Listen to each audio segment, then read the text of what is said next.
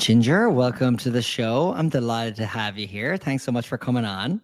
Thank you very much for inviting me. This is going to be fun. Oh, that's so nice of you. I hope it is. And I know it will be, considering we spent the last 10 minutes warming up and I'm like, the ice is broken, as they say.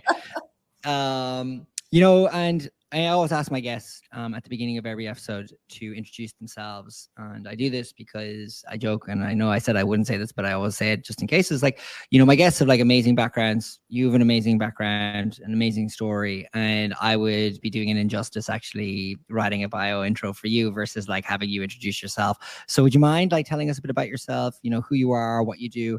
And I love, and most importantly, how you got to where you are today.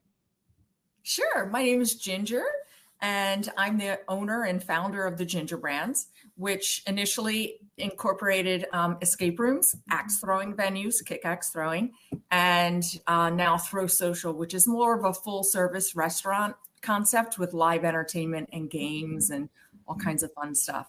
So my background is actually as a high school math teacher. So I taught math for 20 years, including AP stats and calculus and pre-calculus. I even have my daughter in class, which was really fun. But I did that for 20 years, and I took an early retirement. I was in my early 40s, and I got bored very quickly. And I realized, my mind was constantly going. And my husband, who's a retired Green Beret, got a contracting job. Wow.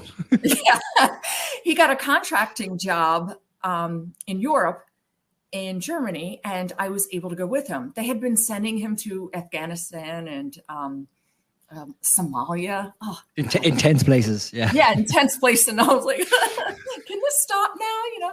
So he got a gig in Germany for 3 months, and I was able to go with him, and we were able to travel. And every weekend I would look at things to do in different cities. So in Paris, London, everywhere we could travel to quickly had escape rooms as the number one thing on their TripAdvisor. And I was like, what is going on? So even in Paris, above the Louvre was escape room. All these really? I was That's like, amazing. What yeah. are these? They sound fascinating. And as a math teacher and a puzzle person, I was like, we have to try these out. So we started doing them. And I think the first one we did was in Prague. And I was like, wow, this is pretty amazing. My husband was very unimpressed. But of course, as a woman, I was going in looking at, oh my gosh, I could improve this so much. So I immediately started looking about the availability in the United States, and it really had not hit the United States yet. And I was like, oh boy, like I could make this so much better. It was all like secondhand furniture and just kind of like gross. Yeah. Male oriented, you know what I mean? And it didn't have spaces for parties or events or groups. It was just like, get in, get out, see you later. Everything was kind of grimy, and I was like, oh my gosh, like what if I made this super cute? And I really decorated it and themed it and made a lobby and a lounge where people could have parties and events. And yes, right? Like just make it so much the millennial way. This is what I want. I want an experience. And I love puzzles. Like that's my whole gig, even I was a high school mathletes coach for years. And, I took my competitive mathletes team on the short bus, and we'd go and we'd compete. It was so much fun. So I had a wealth of puzzles. Yeah. And so while I was over there, I created a website. I started designing rooms. I still didn't have a location, but I knew that I had to be in Washington. That's where we lived, in Washington, D.C. I had to be in DC proper to be able to be on TripAdvisor. And before I even left Europe, I had bookings coming in. I set up a booking program. I was like, how are they even finding my website? I made it live, but I didn't even realize, And I was like, oh my gosh, I had to start emailing people and shut it down and, say, hey, you'll be the first when I actually have a location. But so right away, I knew it was going to be very successful because I didn't have a place yet. So that's amazing. Yeah. As soon as I got back, I started looking for places and found a place in Georgetown. And it was okay, right. I mean, perfect place, I'd imagine, for exactly this. Right. And with just my first room, I opened it myself, did all the decorating and stuff. And my husband was like, do you really want to be investing this much money in this furniture and the theming and stuff? Like return on investment. You know, he has an MBA, so he's like return on investment. And I was like, no, like, yeah, I think so. And it went crazy. We were above the White House, the Washington Monument, and everything on TripAdvisor before they started to categorize. And I think that's when they started to categorize. They're like, wait, this is not right. We need to have a separate category for stuff like that. And then the White House and the monuments. Yeah. Yes. But I screenshotted it, you know, when we were like number one. It was crazy. So that just exploded. So I went from, you know, being a math teacher to being an entrepreneur, and I didn't know very much about business, but I just kind of, I think that lack of knowledge actually helped me, made me unafraid, you know, and I just learned everything as I went along. For example, I didn't even know I had to have a business bank account, and I had all this money coming to my personal bank. Taxes. Yeah, they kept warning me. They said, it looks like you're trying to operate a business out of your personal bank account. I was like, yeah, whatever. Like, they just want me to open a business bank account so they can have another, you know. And then I realized they're like, all right, we're shutting your account down. This is the law, SEC. And I was like, what's the SEC? So it was funny. I learned as I went along, but what I did was in the beginning, I took every amount of profit and I reinvested it for years and years and years, and we grew it. And the amount of money that was making was so insane that I retired my husband after 3 months of being open. I said, you know, and he was making very good money as a contractor. I said, I need your help more here. And you don't have to go to work every day. And he was like, I'm in. But then I quickly found, ironically, that having a military man in modern day business is not good, especially in DC. You know, he had very particular set of skills, as they say. It is. Yes. You know, if something would go wrong, he'd get on the phone with our manager and say, all right, that's it. Turn around, and the first person you touch, fire. And I'm like, give me the phone. Fire, Darren, get out of here. I believe they grow empathy in the military. I think they're real. That's how they designed it. But like that's amazing. I mean, that like you were able to catch fire and you were able to see a trend that wasn't happening in the United States. You know, like it's just kind of amazing. And then what I find quite most fascinating there is that like you were discovered online before it even was open. Like, how did that happen? Were you doing like social media marketing or something? Nothing, or were you at all? I was just people? There was a demand. Was it just a demand for like escape rooms that just was pent up and latent, and people were searching for it. People were searching for it. It just didn't exist. And at that time, there was only one in Seattle and Orlando, I think. So there weren't many in the United States. What year is this now? Just so 2014. Yeah. So, okay. That's amazing. That was the first time I did one in London, I think. I was like, ooh, what is this escape room thing? You know? Right. Yes. So that's when they were very popular in Europe. And they just hadn't hit the US. And I knew they were going to be huge. And, you know, it was that instinct. It was recognizing that a trend was occurring overseas that was unbelievable, the way you saw. Which is kind of amazing, given that, like, typically it's the other way around.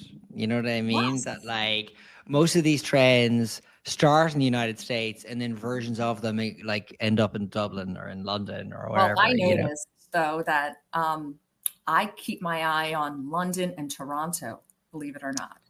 Oh, interesting. Yes, interesting. That's where experiential trends had been starting. And so I kept my eye there. And actually, it was in Toronto, I think, that I discovered axe throwing too. Okay. Yes. See, I was looking for the next thing. You know, I opened all these escape rooms then because they were. How many escape rooms were there by I designed the time? 15 in 3 locations. So. Okay. Oh, you mean like when you say there's 15, you mean like 15 styles of room, like here's here's different themes. A different theme. Yes. Yeah. I see. And so what I did was finally I made it so that our last one had a bar, had a full alcohol bar. People never got out of the room, clearly. and party areas and lounges and tables and photo areas. So it became, if you're going to go to an escape room, because of course competition started popping up. If you're going to go, why not go to one where you can have a drink and hang out before and after and play games or host? We had the FBI come and do their team building. We had the CIA. Yeah. It was like crazy, Facebook, Spotify, everybody was like coming in and doing their team building with us. So that was a lot of fun. I designed most of the rooms myself and had a hand in 5 of them or so I co-designed. But it came time in 2021 where I actually had to start redoing all the rooms because they were all kind of played out.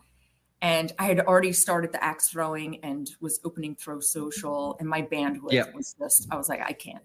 So that was when I was approached by the Escape Game, one of the largest ones in the world, to see if I would sell, because they were thinking about opening in the market and they didn't want to compete with me necessarily. And I was like, well, yes, I would consider that. So it worked out perfectly. The timing was great. Okay, that's awesome. Yes. And I mean, like, it's insane validation. You got yourself an exit. You know what I mean? Yes. That like you proved to yourself, like, as you said yourself, like you didn't have much knowledge kind of going into it. Like you didn't really know. You were like not like from the world of hospitality, coming from like a math school background to doing that, and to be able to get an exit from say 2014 to 2021. I mean, in 7 years, I mean, that's like phenomenal, Yeah, it was perfect timing. And, what I realized was that I did have an intuition for what was going to be popular and making it very female friendly. So that's where the feminine part comes in, is that I knew most of our audience was female. We were 55 to 60% female booking everything. So I just marketed to females, and that was incredible. And it really worked. We found out that women are the architects of experience. They're the ones that are booking things on the weekends. They're the ones that are making the plans, and then the guys come along with them. That's so interesting you say that. And I say that in the sense, I recorded an episode of this pod on Monday with a man called Solomon Choi, who created 16 Handles, the Froyo company. Mm-hmm. And what's interesting is he said the same thing. He was like, millennial women were the target audience for this, who wanted personalized, customizable experiences that suits their need when they want it, in a way that they want it. And I was like, yeah, man, that's kind of interesting. And to hear you say the same thing, is like, like the women at the time, because we were presumably all millennial women, if we're talking about 2014, it's like, people in like working in sort of white collar kind of corporate kind of jobs in DC, in Georgetown, it's very much like the millennial woman, so to speak. And it's like, it's like you have that insight too, and it's like being able to like capture that type of persona. I don't like using the word persona because it sounds like I read it in a marketing book, but you know what I mean? That type of like, generational kind of zeitgeist kind of period, to be able to capture that and turn it into a business, like something like escape rooms. I'm just so curious. It's kind of triggering in my head. Like, why is it just like that? You think that women, that particular cohort of women, are just like very into like a kind of safe experiences, fun time, like group kind of things. So like, what are the things that make up that kind of category of women? Yeah, it was really the beginning of Instagram, where it was all about, it didn't matter what you did unless you took a picture of it. Honestly, that's what it was. And I was like, oh man, I'm going to capitalize on this. But so I made everything really Instagram worthy. So it was, even if people didn't have that great of a time doing it, when they look at the photo of themselves, and I made sure every group got a photo and we posted it. And that was part of our viral marketing and Yelp, and making sure that they wrote reviews on Yelp and TripAdvisor. Even if it wasn't that great of an experience, the next day when you're looking at the photo of it, you're like, oh man, that was fun, and then you're sharing it. It's weird. So I started to realize that, and how important that was. And everything I have done since then, like the axe throwing, I noticed popping up in my Instagram feed all the time. And I was like, ooh, what is this? Everybody's in a warehouse though, with like chain link fence and plywood on the walls, BYOB. And I was like, yeah, it's fun. So there was a place in Philadelphia and we made an appointment to go. And we were like, it's cool, but we're dragging our own cooler, bringing our own food. And I was like, in a literal warehouse. And I was like, gosh, what if this was more like a Canadian lodge with a full bar? With a fireplace. Yeah. Like literally where people would use axes to chop wood. Yeah. I know exactly what you're getting at, on the lake. Great music, just beautiful, gorgeous, a place to have events. So we're having bachelorette parties, we're having corporate events. So I took that model that I made with the escape rooms, with the alcohol, the party area, the events, and translated it to the axe throwing. And that started killing the escape rooms, just because it was new, experiential. We were the first one in the world to have an axe throwing bar, and it was in New York City. So you can imagine the press that we got. It was insane. An axe throwing bar, you mean you served alcohol as well as gave people axes? Yes. Okay, cool. So I understand that correctly. Yes, Seth Meyers. Prior to that, there was no like booze associated. No, you could bring your own. Yeah, it was BYOB prior to that in any warehouse somewhere that did this niche kind of so now thing. We were serving alcohol along with, kitschy foods. Like you could get a toasted Pop-Tart or a Dinty Moore, because we had to serve alcohol in New York. Had to serve food to serve alcohol. To serve the alcohol. Where was the first location? Is that the one in Brooklyn, or is that were you in the city itself? Yeah, in Brooklyn. Where in Brooklyn is it? It's in Gowanus. It still is there. Oh, it's in Gowanus, is it? Okay, I actually have been frequenting Gowanus a lot lately, so I think I might, if the rain continues, I think I might organize a little friend group down there to throw some axes, because I have a lot of friends who live down there, so I might actually do that. Should take this offline. It's fun. And then there's Royal Palm Shuffleboard a few blocks away, and Pig Beach, if that's still open. That area is blowing up. That is like, there's so much development going on there. I mean, I feel like so many people I know are moving to that part of the city now. So there's that. So anyway, not to derail that. No, that's okay. But so that's what I kind of did. And that's the female spin, is I wanted women to be able to feel comfortable there. And not only that, but want to go there so they could get their Instagram pictures, which is so shallow. You know what I mean? But that's what they wanted. They wanted free to go marketing. It's free marketing. But I guess, like on that, like how has sort of the female evolved, I guess, like the female buyer of experiences evolved. So like obviously in 2014, there was no Instagram stories then, and, Instagram was literally the be all and end all of all social apps, and Facebook was kind of like dying as a sort of like socially sharing kind of platform.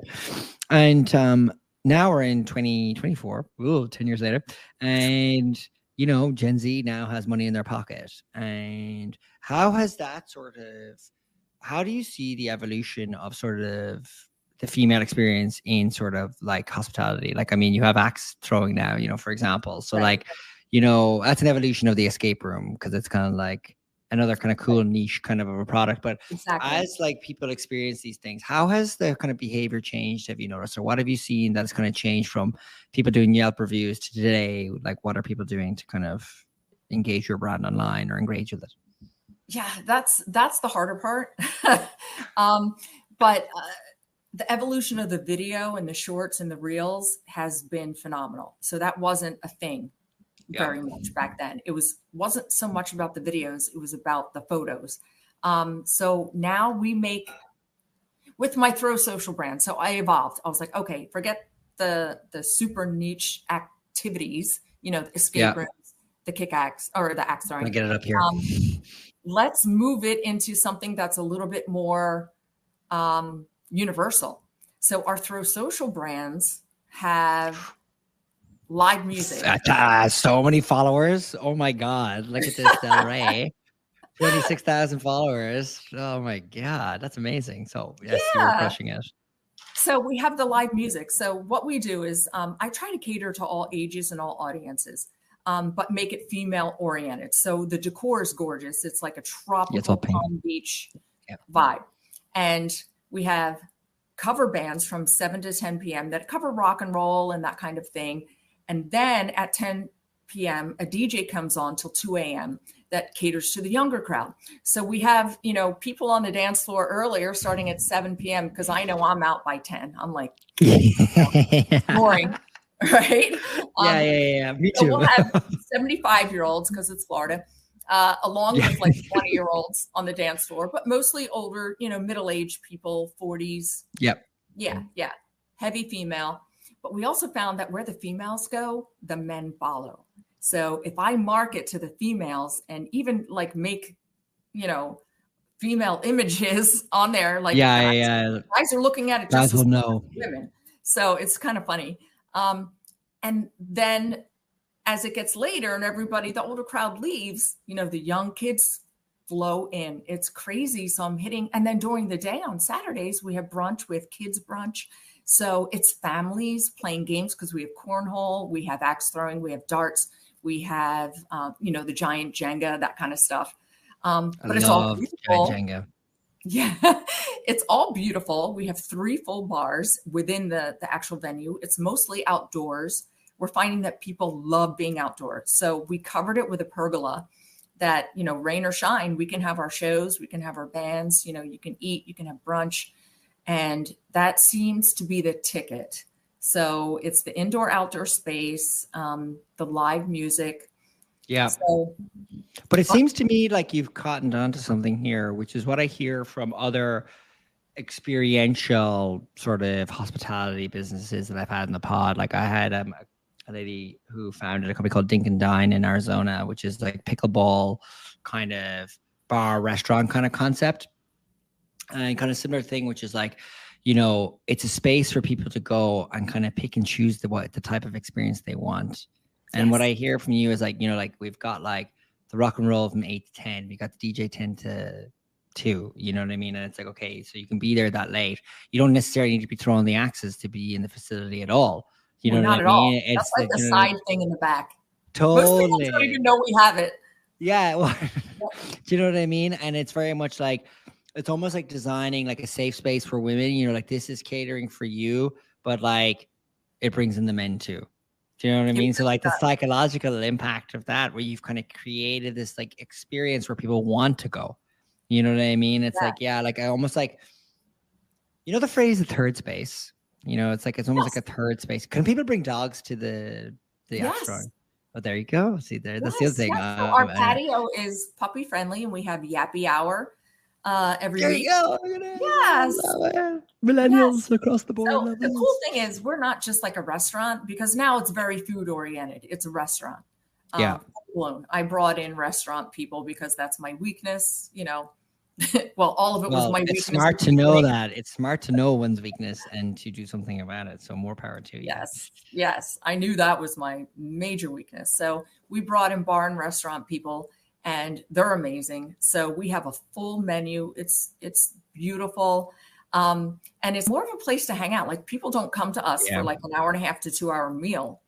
They come to us for, 4 hours at a pop. So it's kind of cool. We don't get the turnover like you would, but the space is so large that it works. We can accommodate huge groups of people. Totally. And that's the thing. And that's such an interesting part about designing such an experiential space. When like apps talk about daily active users and monthly active users, like the amount of people that are coming to use the space and dwell, people talk about websites and they talk about dwell time, and the fact that you're seeing people stay for like 4 hours, like you bet your ass that like a restaurant would kill to have somebody stay for 4 hours in a restaurant. Do you know what I mean? Like in the sense that like, you're engendering and this is why I go back to that phrase, third space. It's like people, like they've got home and they've got office and they don't really have anywhere else that they can kind of experience in such a way. It's like you can sit in it. Like, I don't think Americans are kind of like Irish people where they can sit in the pub literally all day. I think that's like, it's not an American thing to do that. Whereas like in Ireland, where were you on Saturday afternoon at the pub? And but when I think about it, like, designing such a space that people can spend hours in, you're kind of creating a new kind of territory for people that otherwise would be at home or at work. You know what I mean? Like there's only so many of those kinds of things in existence. So that's pretty cool. I mean, and I think it goes back to like, what I was saying earlier is like, You are pretty amazing. You know what I mean? Like, as if I have to say, and I have to give you credit, and I do want to acknowledge the fact that, how we found Ginger, everybody, for those listening, when this is published, I should say, because this is not live, is that you were featured on the FSR Next Gen 25. So inverted commas, the restaurants leading a full service revolution. And I mean, judging by everything I'm hearing here, like, you are very on trend again for this latest trend of creating that kind of third space. I'm not sure you've heard it being phrased as the third space before, but I see this as this new trend now across, like, pickleball, paddle, axe throwing, but like not niche to themselves, but as a place to go for my friends, my family, my pets, to eat, to drink, to hang out. Yes. And that's kind of where you're kind of in that crest of that wave now, Yes. So our next location actually won't even have axe throwing. Throw Social Miami. And its patio is 20,000 square feet with 6,000 square feet inside. 20,000 square feet. And the stage is immense. Currently, they hold Live Nation concerts there. It's that amazing, the stage. So, but it's very Miami-esque. So I'm putting in cover bands. So I'm wondering if the Miami audience is going to be interested in rock and roll, 90s, 2000s cover bands. So I may have to switch the programming a little bit. I think if you have somebody getting up there and doing Sheryl Crow, all I want to do is have some fun. I'm pretty sure that will get any crowd going, no matter who it is in Miami. Yeah, so I think one thing I definitely noticed about Miami from my own experience is, you want your club vibe. You're definitely not really going to, your Winwoods or your Brickles for that. You know what I mean? Right? That's what I think. My audience there is going to be like, this is awesome. I can't see this anywhere in Miami because that's exactly so it. Clubby, That's the thing, and it's just an alternative experience. So this is going to be, we're doing it till 10 p.m. again. We're doing 7 to 10 with the cover bands, and I think people are going to be like, wow, this is pretty awesome. And then 10 to 2 or 3, because we can be open till 3 in the morning there. We're going to go DJ format. And that's fine. You know what I mean? And that's I think you might be onto something there. Like, no, I'm thinking my gut is usually not wrong. Is that it seems to have been right so far? Yeah, there's a lack of that there. And I think people are going to be like, whoa, this is cool. We can go hear some Tom Petty and Bush or Pearl Jam. I don't know. I think it's going to be pretty cool. I was listening to Pearl Jam last night for the first time in ages. That's so weird that you mentioned Pearl Jam. I was like, I was just like, I want to listen to Black really badly right now. I don't know if I was feeling depressed for 5 minutes, but I was like, but one of the other things as well that, like, I think, like, you're genuinely, like, you're like a fabulous entrepreneur. Like, the entire story is like so amazing because it's like the insight into seeing things in other places, seeing demand for them. Like you said, like, you look at London, you look at Toronto, seeing the escape rooms first, then seeing, the axe throwing, and now being able to grow it, plowing back to profits, having sort of the determination to, like, invest your own capital. Because, like, one of the things I hear from those people is they have investors. They raise debt, they raise equity, and they raise some form of capital to, like, help them scale their business. Some people franchise their business. You know what I mean? Like, has that consideration ever kind of come across you as well to, like, I guess, like, throw gasoline on the fire, so to speak? No, it has, especially for the axe throwing. We've been approached many times to do that or to even license it. But do that being franchising, you mean? Pardon? To do that meaning franchising? Yeah. Yes. Franchise, all that. But I think the lack of quality control with my name associated to it was a bit of a deterrent because, at that point, I don't know, the quality of the experience is so important to me that it would be giving a lot of that up. So I never did that. I never took on private equity. We've always been self-funded. We are getting a loan from Miami because it's such a massive project. Yeah. But other than that, we've tried to stay independent so that we can be flexible and fast in our decision making. And we are. Our team is tight. We get along great. and we throw ideas back and forth. And if we decide, let's change this, let's do it like that, it's done in like a few days instead of like waiting for a board to approve it and all this kind of stuff. Yeah. So slow, like, but that's why we've been so successful, is because we can be fleet of foot and we can be modular. If something's not working in DC, for example, we had curling, iceless curling. That wasn't working. Let's swap it out. Let's put these things in. And those decisions can be made on the fly. And, you know, and we're always keeping our eyes open and being flexible and modular. And it's interesting you say that, you know, because it's interesting because I get loads of founders on the podcast, and there's never like a right or wrong answer for anybody. It's just like what your personal preference is for where you're at within the company at that given moment. And I always like to ask, especially with like growing businesses like yours or with like kind of very franchisable kind of concepts, the why or the why not. You know, it's interesting. Like I had, you know, Ben Van Leeuwen of Van Leeuwen's Ice Cream on, and like last week, and he was, or 2 weeks ago rather, and he was like, they're 100% corporate owned, all the stores, and 60 plus stores, whichever. And then I had Solomon Choi from 16 Handles, and he's like, no, we franchise it, and he called it the 10x accelerator for his business.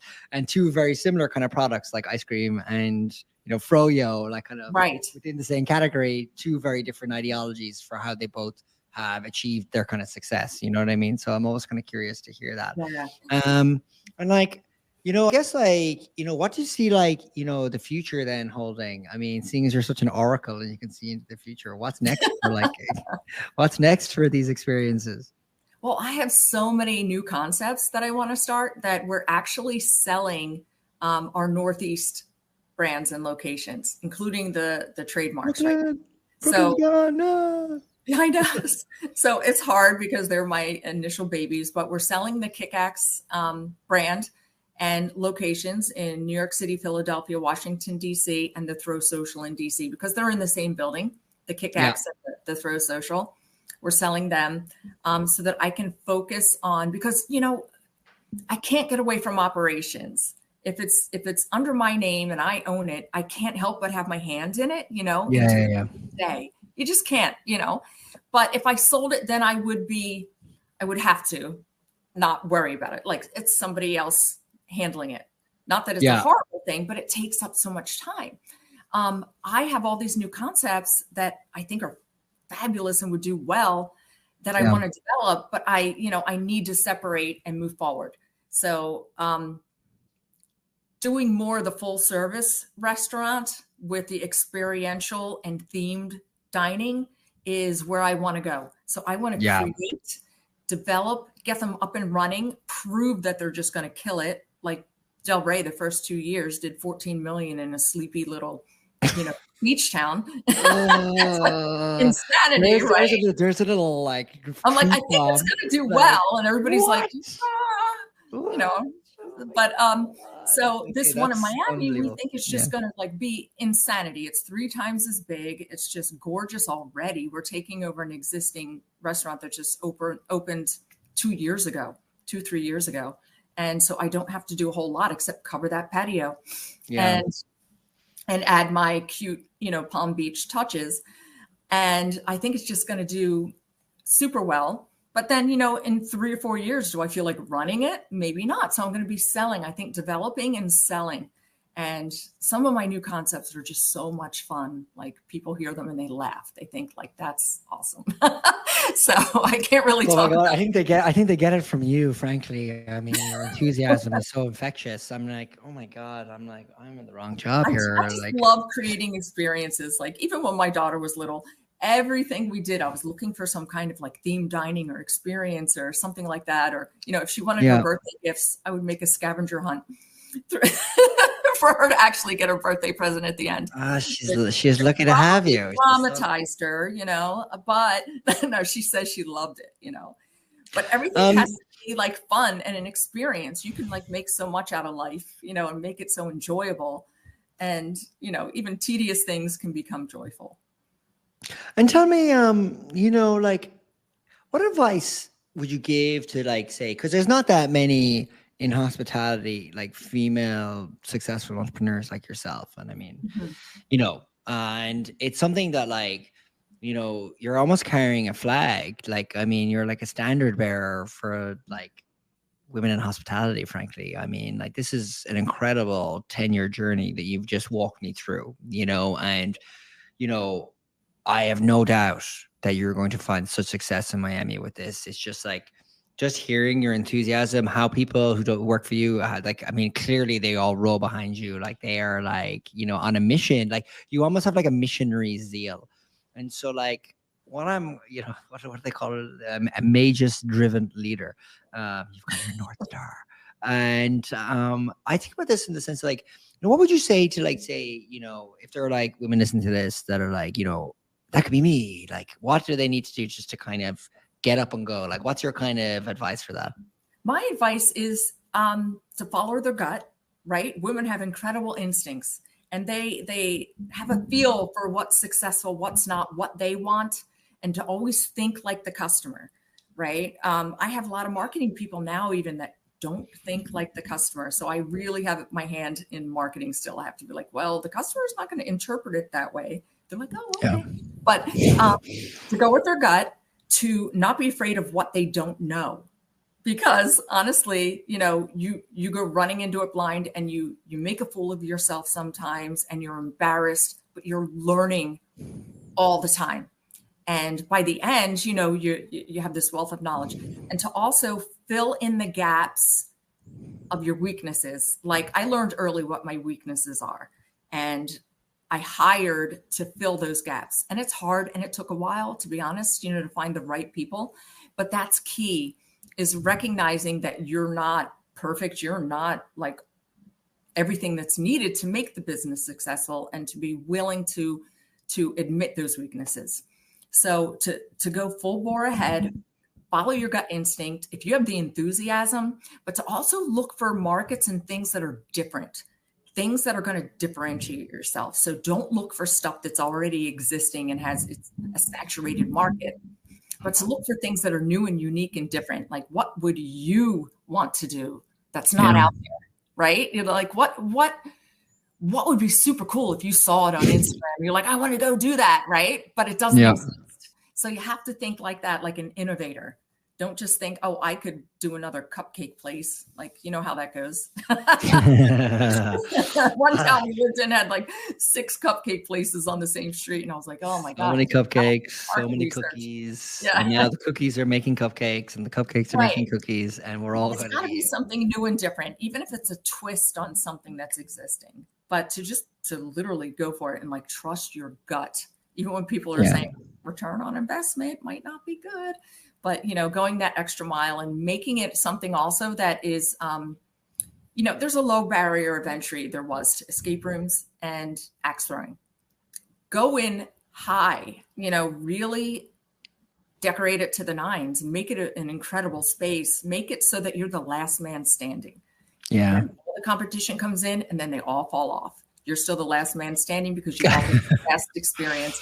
And that's how we survived with the escape rooms, the axe throwing. We're still going strong, and so many have gone out of business. So that's amazing advice, Ginger. Thank you so much. Thank you for coming on the podcast. You're an absolute star. This is like probably my favorite ever episode. I'm like, this is amazing. I am jazzed having met you. Thank you so much, Alex. It was great meeting you.